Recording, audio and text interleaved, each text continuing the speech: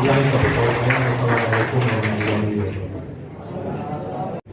Jadi dengan mengucapkan Perkumpulan untuk Pemilu dan Demokrasi atau Perludem menilai masih besarnya potensi terjadinya kerawanan pemilu di daerah pada pesta demokrasi tahun depan.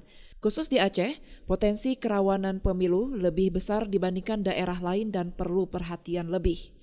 Usai mengisi kegiatan workshop pengawasan partisipatif menuju sukses pemilihan umum tahun 2024 di Hermes Hotel, pembina Perludem Tati Anggraini menerangkan, mengingat daerah Aceh selain adanya partai nasional juga ada beberapa partai politik lokal.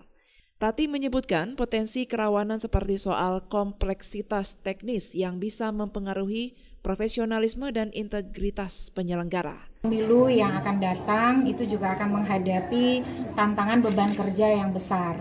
Di saat yang sama juga terjadi misalnya proses penyelenggaraan tahapan yang harus menyesuaikan antara aturan yang berlaku secara umum dan juga konteks Aceh.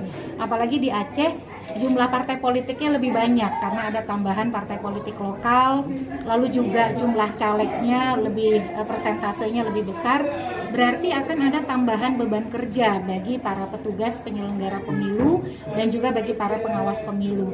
Nah, kompleksitas teknis dan beban kerja yang lebih menantang daripada daerah-daerah lain itu harus direspon dengan persiapan yang optimal. Jadi konsekuensi dari kompetisi yang sangat bersaing, sangat kompetitif, memicu tindakan-tindakan yang mendorong orang untuk melakukan hal-hal yang ilegal, terutama jual beli suara, termasuk juga intimidasi.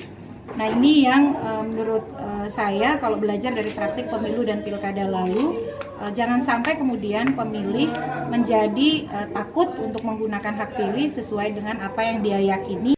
Tati juga menambahkan potensi polarisasi di tengah keterbelahan akibat pencalonan presiden juga perlu diantisipasi agar pemilu legislatif tetap mendapatkan perhatian dan atensi yang sama dengan Pilpres.